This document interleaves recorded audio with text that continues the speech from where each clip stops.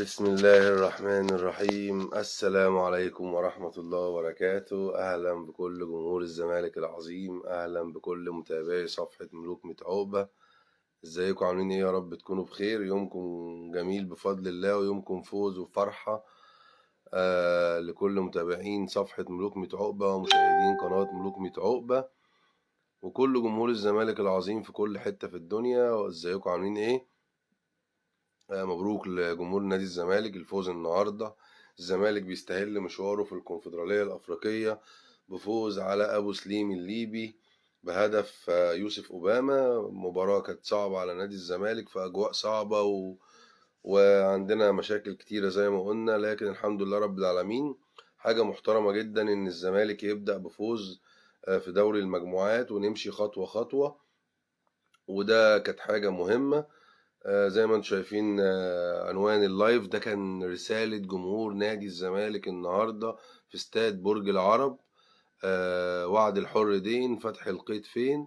ناس والجمهور حاسين بوضع الفريق وبمسؤولية الفريق، وشايفين اللعيبة. النادي محتاج لعيبة والنادي محتاج أسماء تنزل تخش مع المجموعة اللي موجودة. كله يخش يكتب معانا عاش ملوك متعوقبة كده في الأول، وهنقول لكم طبعا كواليس اليوم، وأقول لكم شوية أخبار تخص النادي.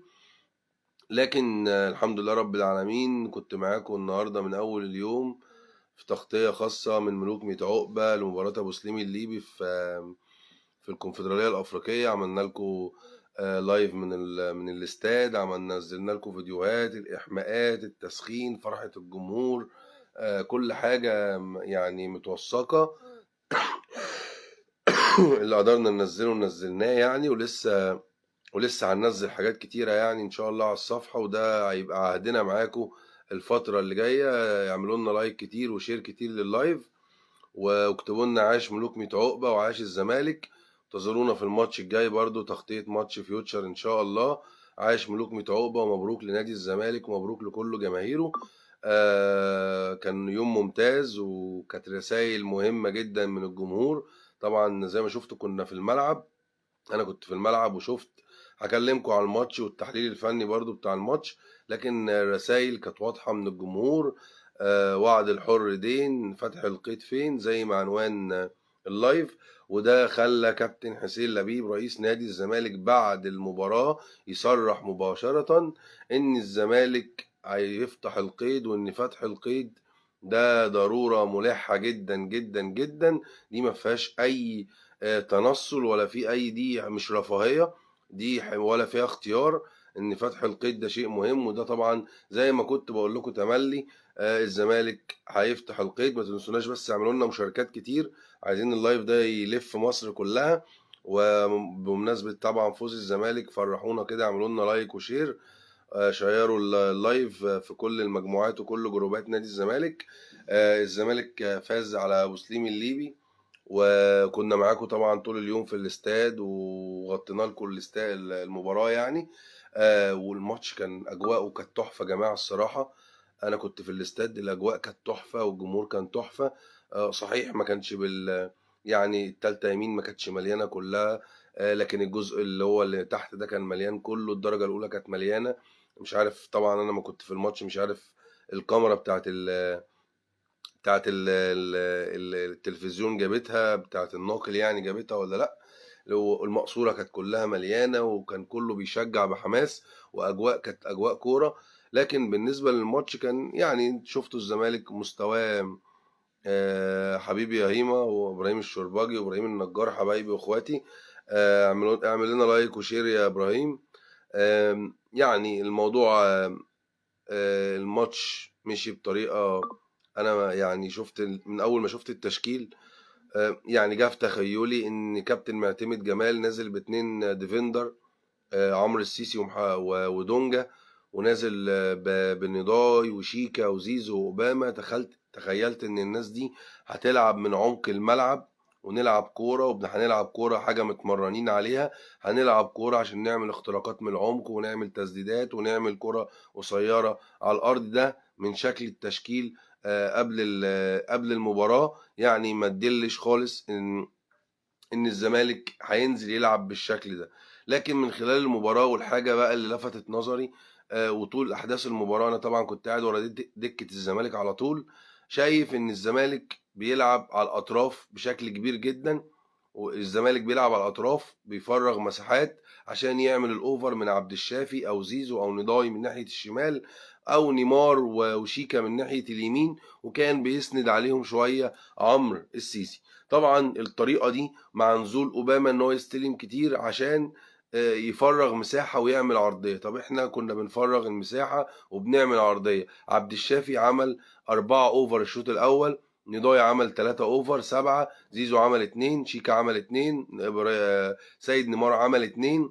يعني بتتكلم في 14 عرضية اتعملوا خلال الشوط الاول، لكن مفيش عرضية اتقابلت بشكل كويس لان ما كانش فيه مهاجم صندوق او مهاجم. واستغربت من ان الاسماء يعني الطريقه اللي هو نازل يلعب بيها لا تناسب الاسماء اللي في الملعب. انت دلوقتي نازل بتلعب عشان تفرغ مساحه في الناحيه الشمال وفي الناحيه اليمين، وفي الاخر تلعب كره عرضيه، ومش نازل بفرود. ودي عملت لنا مشكله كبيره خلال الشوط الاول. وانا كنت في الاستاد قلت لو الزمالك قعد يلعب 1000 دقيقه بالشكل ده مش هيعمل اي حاجه ولا هنسجل اي هدف، والمباراه هتمشي بصعوبه جدا. مش عارف، فضلنا ما كانش فيه اي هجمات علينا. فريق ابو سليم الليبي بيلعب دفاع كومباكت قدام منطقه ال 18 بتاعه، قافل الملعب وقافل عمق الملعب، فانت اضطريت تروح على الاطراف اللي هي الفكره بتاعت كابتن معتمد. لكن الفكره اتعملت بافراد غلط. المفروض انا وانا بلعب على الناحيه بتاعت الكره العرضيه المفروض يبقى عندي مهاجم صندوق، مهاجم بيطلع ياخد الكره هيدرز، بيقدر يلعب بدماغه، بيقدر ياخد مدافع معاه مع دخول امام داخل ال 18، او ابراهيم انداي او شيكا او زيزو ايا كان اسم اللعيب اللي في الملعب. لكن انا لقيت الراجل بالاسماء دي واوباما لوحده جوه ال 18، فاوباما يعني ما بيستقبلش عرضيات بشكل كويس في التكتلات. اوباما بينفع يلعب بدماغه وهو داخل كمهاجم تاني جوه الصندوق، او وهو الكرة من الثبات، يعني ضربة ركنية زي الهدف اللي جابه، او كرة ثابتة، او يعني فاول من حوالين منطقة الجزاء، دي اللي بيقدر يستغلها اوباما. لكن الكور المتحركة اوباما وخلال الربط هو اوباما مش قوي، مش طويل، مش فايتر. فدي كانت عامله لنا مشكله. احنا طول المباراه بنلعب على الاطراف، نفرغ مساحه، نعمل الاوفر، مفيش حد، مفيش تسديد على المرمى، مفيش اي حاجه. فالافراد اللي كنا نازلين بيها كانت غلط. بدانا الشوط الثاني، الكابتن معتمد عدل وضع الفرقه شويه، نزل سامسون مكان مكان ابراهيم انداي، ونزل عمر جابر مكان سيد نيمار، عشان يبتدي اول حته اللي بكلمكم عليها اللي هو الفكره اللي بيلعب بيها، اللي هو بيفرغ مساحات ويعمل عرضيات. في الوقت ده كان شكلنا كويس جدا، لكن ما كناش بنعمل هجمات خطيره. يعني كان شكلنا كويس في الاستحواذ، في اللي احنا بنخش ال 18 سامسون مش عارف يحجز على الكوره، مش عارف ايه، بنلعب الكوره بتاعتنا العاديه. الراجل بعد كده فكر اللي هو يطلع شيكا، وانا برضو كنت شايف ان التغييره دي، وعليكم السلام ورحمه الله وبركاته، وانا برضو كنت شايف ان التغييره دي مش في محلها. انا كان رايي اللي احنا نطلع لعيب من نص الملعب، زيزو عمرو السيسي او دونجا، وننزل مهاجم تاني، لان فرقه ابو سليم كلها بتلعب دفاع قدام ال 18 ومش بتعمل شغل.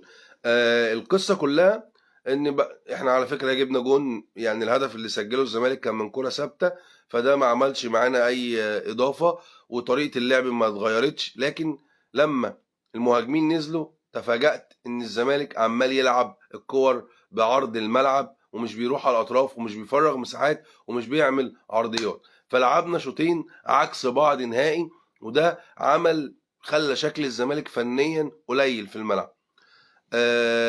لكن الحمد لله رب العالمين، قدر الله ما شاء فعل.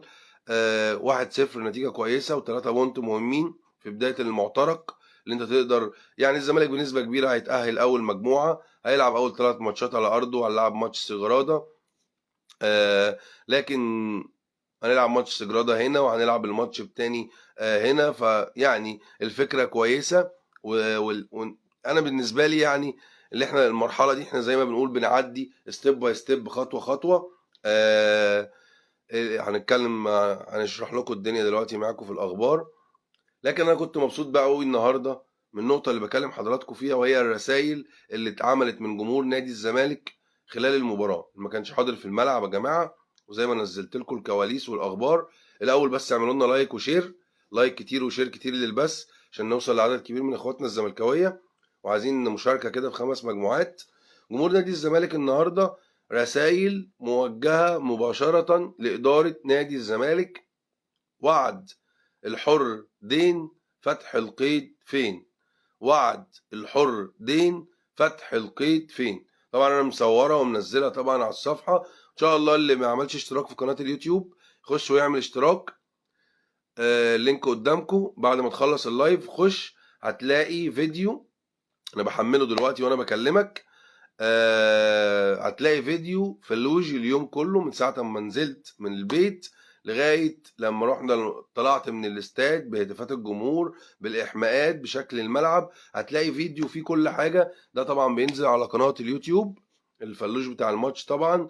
حاجة محترمة ان شاء الله تعجبكم وهتتطور الفترة الجاية ان شاء الله. برضو هنكمل معاكم في قصة اللايف من ملعب المباراة، وعايز اعرف رأيكم في القصة دي ايه.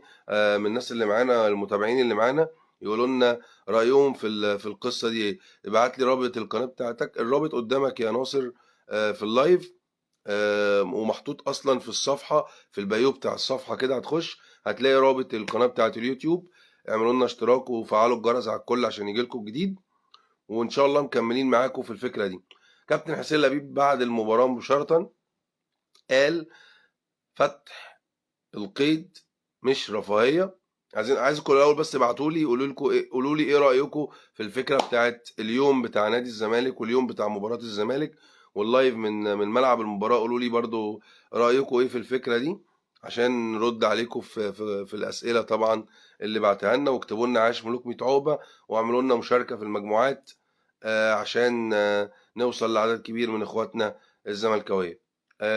كابتن حسين لبيب بعد المباراه صرح وقال ان فتح القيد زي ما انا مبلغكم يا جماعه. كل الناس بتقول فتح القيد مش لا، فتح القيد مش رفاهيه، والمجلس عارف الكلام ده، والقيد هيترفع قبل يناير. لكن هي الفكره هم بيعملوا المحاوله عشان بدل ما يدفع $1.5 مليون لسبورتنج لشبونه، هو بيحاول ممكن يقسط ويوفر الفلوس للعيبه ممكن تستخدمها، لان الزمالك محتاج لعيبه. كلنا شايفين منظر الفريق. وده اللي هياخدني للسؤال اللي بتقوله ايه رأيك في كابتن معتمد جمال؟ رأيي مش هغيره. كابتن معتمد، اسوريو، فريرا، سييرا، عباس، ابراهيم، السيد، اي حد هيدرب نادي الزمالك هيبقى ده الشكل. خطوة ماتش بتكسبه، ماتش بتتعادل، تكسب بزق الجمهور في الملعب. يعني كان عامل ملحمة، الجمهور بيزق وبيضغط على الفرق المنافسة وبيعمل كل حاجة عشان الزمالك يكسب. شايف ان الإدارة في الوضع الحالي برضو عملوا اللي عليهم، ادوا اللعيبة مستحقاتها، وفروا 30,000 تذكرة للجمهور، عملوا دعاوي، جابوا اتوبيسات، يعني سهلوا كل شيء عشان يعني بيدعموا المجموعة اللي موجودة بأبعد مدى، واللي يقدروا يعملوه الفترة دي. فده الزمالك مع أي مدرب محتاج لعيبة، محتاج. الزمالك اسكواده ضعيف جدا جدا. تغييرات زي اللي نازل الزمالك مفيش وينجات.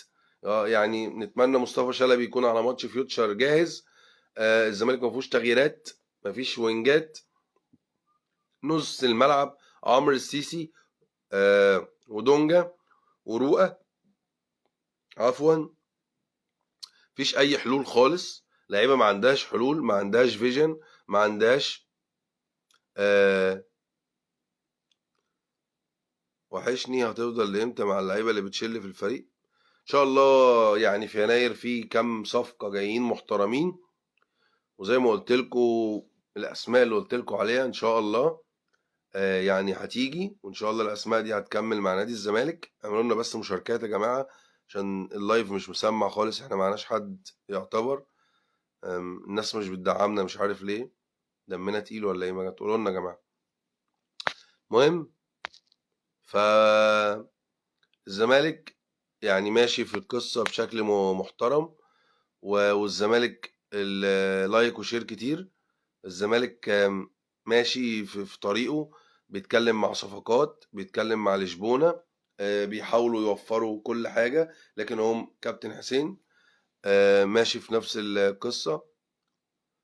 عمر كمال إن شاء الله جاي الزمالك في يناير، وأنا مصمم على رأيي. أول ما القيد يترفع سيتم الإعلان عن عمر كمال لاعبا رسميا في نادي الزمالك. فيوتشر موافق على الأهلي، لكن اللعيب عارف عايز الزمالك، وعارف إن هو هيروح يلعب في الزمالك، وعارف إن هو هيكمل في المنتخب في الزمالك، لكن هيروح الأهلي هيبقى عنده مشكلة. رد سبورتنج لشبونة على الزمالك. سبورتنج لشبونة لم يرد على نادي الزمالك إطلاقا حتى الآن، ولكن نادي الزمالك عامل يعني بعض المجهودات من خلال بعض المقربين في البرتغال من سبورتنج لشبونة عشان تقسيط المبلغ، لكن الزمالك ما جالوش رد بالموافقة أو بالرفض. سبورتنج لشبونة ممكن صابر شوية لغاية يناير، يعني بيقرص عليك، مش عايز يوصل معاك ل 500 على كل تلات فترات، عايزهم على فترتين مثلا، او لسه الرد يعني ما جاش. لكن الناس بنسبة كبيرة فاهمة ومدركة ان لازم الزمالك يحل القيد في يناير، لان الزمالك السكواد اللي موجود معدوم العافية، سكواد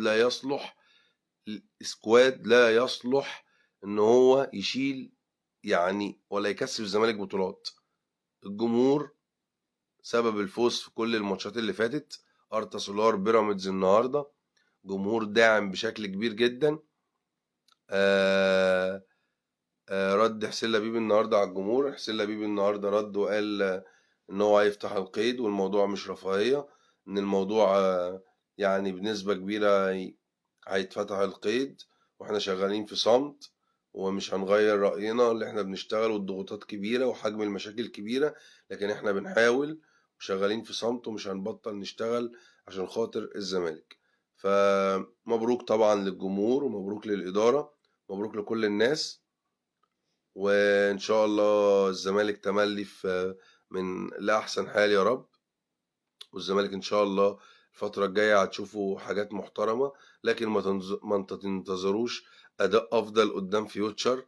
أديني أنا بقول أهو من دلوقتي، الزمالك مع معتمد، مع إبراهيم، مع فييرا، مع جوارديولا هيفضل على سطر ويسيب سطر. عمر المشكلة ما كانت في المدرب، هفضل أكررها، عمر المشكلة ما كانت في المدرب ولا هتكون في المدرب، إلا لما سكواد الزمالك يتظبط، ساعتها تقدر تحكم على المدرب وأرقامه وشغله وفي الملعب من خلال المباريات. لكن الزمالك لم ولن يكون منافس قوي إلا إذا تم التعاقد مع لاعبين يشدوا الفرقة، وتكون لعيبة سوبر تشد الفرقة لقدام عشان نقدر نشتغل. يعني مبروك لكل الجمهور. ده كان لايف سريع، قلت اطلع يعني ادردش معاكم شوية فيه واقول لكم مبروك، واسألكم على فكرة ال اليوم بتاع ماتش الزمالك، قولوا لي ايه رأيكم، الدنيا كده كويسة ولا نعمل حاجة احسن؟ حد عنده فكرة برضو يبعتها لنا، حد عايز اي حاجة، احنا منكم وانتم مننا، والمتابعين بتوعنا طبعا ليهم فضل علينا، فنحب نقدم لهم دايما افضل حاجة واحسن حاجة عشان يشوفوا دايما الاجواء ويشوفوا كل حاجة. ان شاء الله نحطكم في الاجواء تملي، ان شاء الله نكون معاكم بشكل دائم، ويعني على طول مع نادي الزمالك نادينا الحبيب. بشكركم طبعا على وقتكم، بشكر كل اللي كان معايا في اللايف، والسلام عليكم ورحمة الله وبركاته.